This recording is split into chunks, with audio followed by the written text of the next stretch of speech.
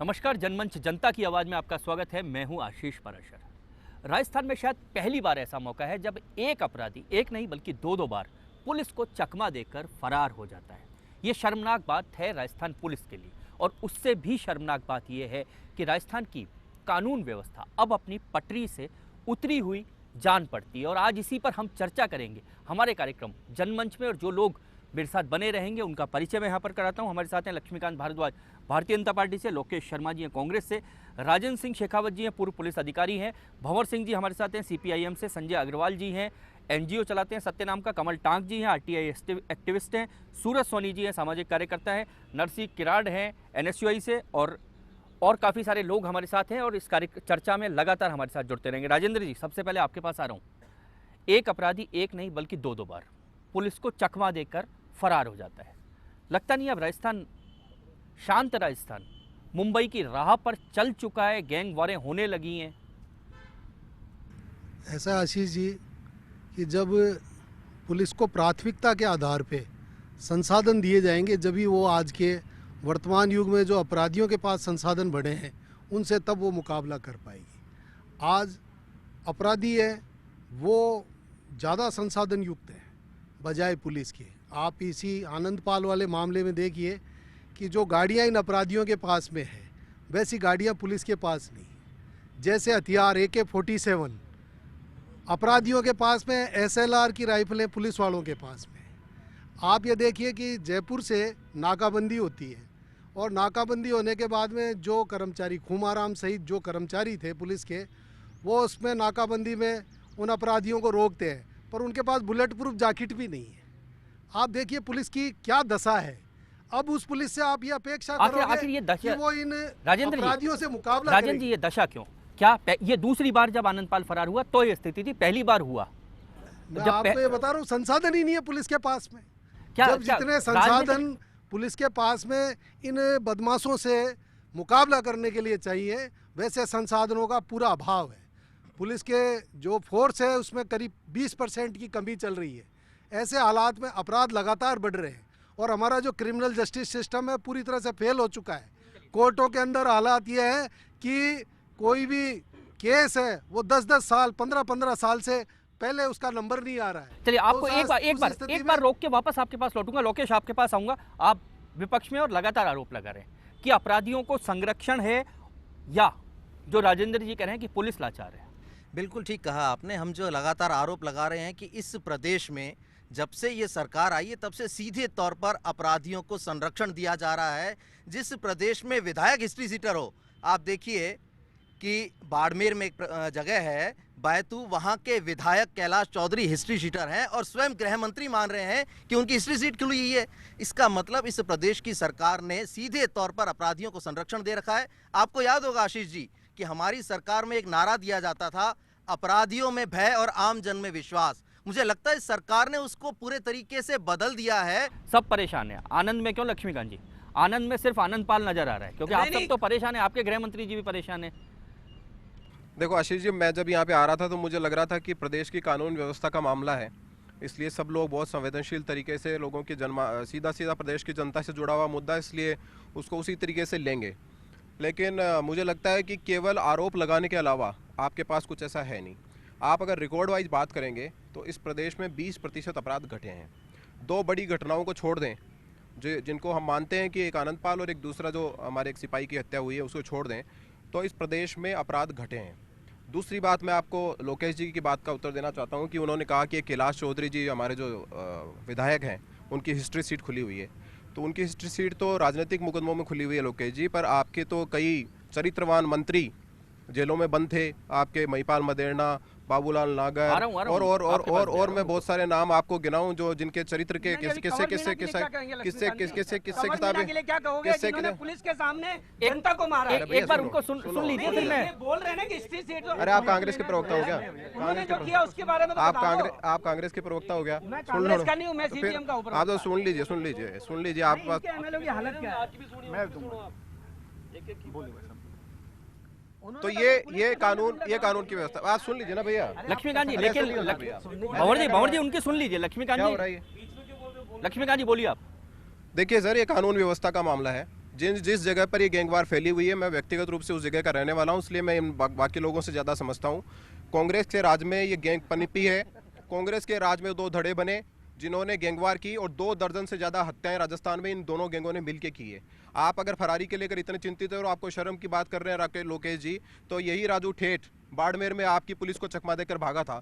हंसराज मीणा राजस्थान इसके high court police किसी की नहीं है, पुलिस अपना काम कर रही है, इनकी पुलिस नहीं है, आपकी पुलिस नहीं है। मैं भी यही कह रहा हूँ, तो फिर आप सरकार पे क्यों बात कर रहे हैं? पुलिस की बात मैं कर रहा हूं। सरकार पे बात इसलिए आती है लक्ष्मीकांत जी, जब एक मंत्री स्वीकार करता है कि वो जेल में मिलने आनंदपाल से गया था, आप ये तब सरकार की बात आती है। नहीं, जब चुनाव में उसके लिए उसी आनंदपाल उस व्यक्ति की मदद करता है तो सरकार की बात आती है। गृह मंत्री लाचारी व्यक्त करते हैं तो सरकार की बात आती है। अगर इस तरह के उदाहरण दूंगा आशीष जी, तो मंत्री तो खुद जेलों में बैठे थे। आप अगर मंत्री से मिलने की बात कर रहे हैं, मंत्री तो खुद जेलों में बैठ के रैकेट चला रहे होंगे। उनके उस पे आप क्या कहना चाहेंगे? यही राजू ठेठ बाड़मेर से कांग्रेस के राज में भागा, यही आपका हंसराज मीणा इस रास्ता जयपुर के सेशन कोर्ट से कूद कर भागा। और सुनिए, आपने एक सिपाही की हत्या की बात करी है, वो नागौर में अपराधी को रोकते टाइम हुई। जयपुर शहर के अंदर कांग्रेस के राज में एक सिपाही की हत्या करके बदमाश भागे जयपुर शहर के अंदर। आप किस तरह की बात कर रहे हैं? मैं जो बात कर रहा हूँ वो पुलिस की बात कर रहा हूँ। अब मुझे लग रहा है पुलिस ना बीजेपी की ना कांग्रेस की। लक्ष्मीकांत जी, एक बार रोकूंगा, नरसी के पास चलूंगा। नरसी, अब क्या अपराधियों को बांट दें, आधे कांग्रेसी को दे दें, आधे बीजेपी को दे दें? देखिए, अब हालत तो यही है। अभी लक्ष्मीकांत जी ने जो 2 बात उठाई हैं, मैं इनको कहना चाहता हूं कि आपको धन्यवाद देना चाहिए हमारी पार्टी को, कि हमारे पार्टी का किसी भी मंत्री पे, एमएलए पे अगर आरोप लगे तो हमने उनसे इस्तीफा लिया, मंत्री पद का उन्होंने त्याग किया। आपकी पार्टी के इतने लोगों पर इतने आरोप लगे, संगीन आरोप लगे, पूरा देश आपसे उम्मीद करता था, आपने क्या किया? इस बात, पहली बात। दूसरी बात, रही बात अभी राजेंद्र जी ने कहा, राजेंद्र जी ने कहा, मेरी बात सुनिए आशीष जी, राजेंद्र जी ने कहा पुलिस लाचार है। आप बालाजी में जो मंदिर में जो दर्शन करने आते हैं उनको पे तो आप लाठीचार्ज कर रहे हो, और 3 लोग खुलेआम भाग रहे हैं। आपकी 1100 की पुलिस, उनको आप पकड़ नहीं पा रहे हो। ये सीधे सरे, ये पूरे राजस्थान देख रहा है कि आप मिली भगत से ये सब लोगों अपराधियों को बचाना चाहते हो। आप बालाजी में दर्शन करने आए लोग आपने बहुत बुरी तरह से मारा। भगवान आपको देख रहा है, जो लोग ऐसे अनैतिक काम कर रहे हैं आपको सजा जरूर मिलेगी। और मैं कहता हूं, आपके माध्यम से आपको धन्यवाद देना चाहता हूं कि आपने ऐसे अपराधियों के खिलाफ ये जो मुहिम छेड़ी है, किसी और लोगों ने क्यों नहीं छेड़ी। आप लोगों को इसलिए भी धन्यवाद देना चाहता हूं कि ऐसे मुद्दों पर हम सबको राजनीति से ऊपर उठकर हमको एक होकर इनका मुकाबला करना चाहिए। जिस पुलिस की बात कर रहे हैं, बेचारे राजन जी तो कह ही रहे थे, हालत ये है, वो तो मान रहे हैं। जिस पुलिस की बात कर रहे हैं, 5 साल आप सरकार करके गए, उससे 5 साल पहले ये थे, 2 साल हो गए। पुलिस के आधुनिकीकरण का कोई बजट तो देते, मंदिर पे लाठीचार्ज दिया ना।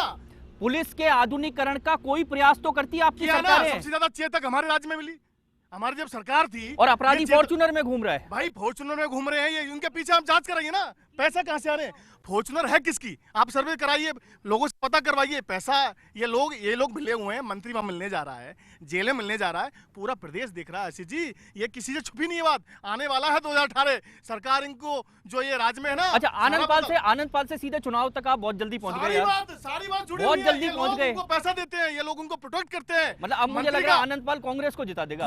आप बताइए, गृह मंत्री होली मना रहा है, आपके पुलिस के कर्मचारी की मौत हो गई, आपका गृह मंत्री वहाँ होली मना रहे, रंगरेलियां मना रहे। नहीं, ये शब्द, दूसरा वाला शब्द आप मत लीजिए इस्तेमाल। राजेंद्र जी, आपके पास आ रहा हूँ।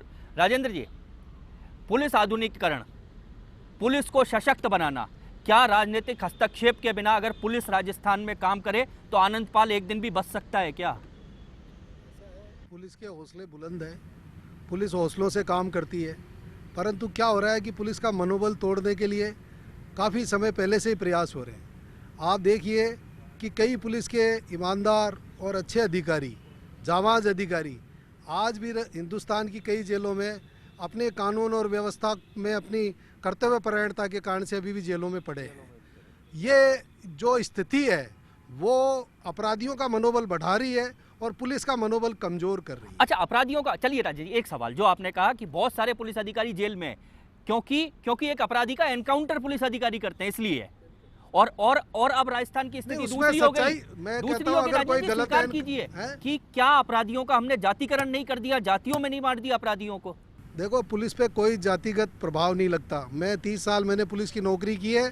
पुलिस में न तो मैंने कभी, आप ये देखिए, कोई धार्मिक आधार पे पोलराइजेशन देखा है, ना कास्ट के आधार पे पोलराइजेशन देखा है। पुलिस है, पुलिस हर परिस्थिति में। पुलिस की बात नहीं कर रहा हूँ, मैं पुलिस की बात नहीं कर रहा हूँ। आज अपराधी के पीछे समाज खड़ा हो जाता है आकर। ये बात सही है, राजनीतिक दल खड़े हो जाते हैं, समाज खड़ा हो जाता है। आप ये देखिए कि जो पिछले दिनों में जो चर्चाएं चली है, जिसमें कई राजनीतिक हस्तक्षेप की भी बातें आई है, उनमें उनको लेकर पुलिस वाले अधिकारियों के साथ में क्या बीती है, आज वो लोग जेलों से बाहर आ रहे हैं। तो दूसरे लोग जो आज पुलिस की स्थिति है कि कोई भी अपराधी है उसके ऊपर गोली चलाने से पहले, अपनी आत्मरक्षा में भी गोली चलाने से पहले 10 बार सोचती है कि कहीं अगर हमारे से कोई गलत आदमी अगर कहीं चला गया तो हमारे जो कानून की तरफ से बचाव होता है वो कोई बचाव नहीं करेगा। उल्टे दूसरे राजनीतिक दल हैं वो इसको एक हत्या का मामला मानकर और हमारे को कटघरे में खड़ा कर देंगे। एक पुलिस का जवान ड्यूटी पे खड़ा है, वहाँ अगर अपराधी आ रहा है उसको क्या पता इसमें कौन है क्या है। और अगर वो गोली चलाता है बिल्कुल और गोली चलाने की स्थिति में अगर उसका मुकाबला होता है, था आप चर्चा को सही लिया है। मैं एक बार इसी जाऊंगा, सूरज जी आपके पास आ रहा हूँ। वो अगर गोली चलाता है तो उसमें ये माना जाएगा कि ये तो इसने इंटेंशनली इसको मार दिया। जो एक पुलिस के कर्मचारियों को, अधिकारियों को एक कानून का संरक्षण मिलना चाहिए कानून व्यवस्था बनाने में, उसका आजकल पूरा अभाव हो गया है। और आजकल कोई भी घटना है उसको राजनीतिक नजरिए से देखने की राजनेताओं की आदत पड़ गई है। वो ये सोचते हैं कि ये घटना कांग्रेस की है, ये घटना भारतीय जनता पार्टी की है, और उस घटना को उसी रूप से लेकर और उन पुलिस के कर्मचारियों के साथ बर्ताव किया जाता है। पुलिस का मैं मनोबल, समझता हूँ इसी राजेंद्र से जी। मनोबल गिरा है। कमल जी, सॉरी सूरज जी आपके पास आ रहा हूँ। पहले तो पुलिस का मनोबल, पुलिस का अगर मनोबल गिरेगा तो आम आदमी, आप, मैं, हम क्या अपने आप को सुरक्षित महसूस कर सकते हैं? आखिर पुलिस का मनोबल गिरा कौन रहा है? जी बहुत बढ़िया आपने बात कही आशीष जी। निश्चित तौर पे पिछले काफ़ी वर्षों से जो पुलिस का मनोबल गिरा हुआ है, निश्चित तौर पे समाज में इसको लेकर के तो एक धारणा बनी हुई है कि पुलिस बिल्कुल पॉलिटिकल विल पावर का जो अभाव राजस्थान में रहा है, चाहे कांग्रेस का रहा हो चाहे बीजेपी का रहा हो, उसके चलते हुए न सिर्फ पुलिस सुदृढ़ हुई है बल्कि पुलिस के आधुनिक हथियार। मैं 2001 से 2 में जब कश्मीर जाता था तो मैंने वहाँ देखा पुलिस के पास में एसाल्ट राइफलें, इंसास राइफलें, 7.62 एसाल्ट राइफलें थी। और राजस्थान में जब आकर के देखते हैं तो आज भी 303 से AK-47 का मुकाबला करने वाला जवान खड़ा हुआ है। नहीं, पहली बार आनंद बाग भागा था तो डंडों से नाकाबंदी की थी, डंडे लेकर पुलिसकर्मी खड़े थे नाकाबंदी तो पे। निश्चित तौर पर संसाधन तो पुलिस को देना पड़ेगा और इसमें जो पॉलिटिकल चश्मा है इसको हटा करके देखना पड़ेगा। पुलिस भी समाज का हिस्सा होती है और वो समाज को बचाने के लिए पॉलिटिकल चश्मा हटाना पड़ेगा ना। बिल्कुल, मैं आपके पास लौटूंगा, इनसे भी बात करूंगा। मैं जो पॉलिटिकल चश्मे की ये बात करें उसकी बात इन्हीं से करूंगा सूरज जी से। फिलहाल एक ब्रेक लूंगा, ब्रेक के बाद तुरंत लौटते हैं।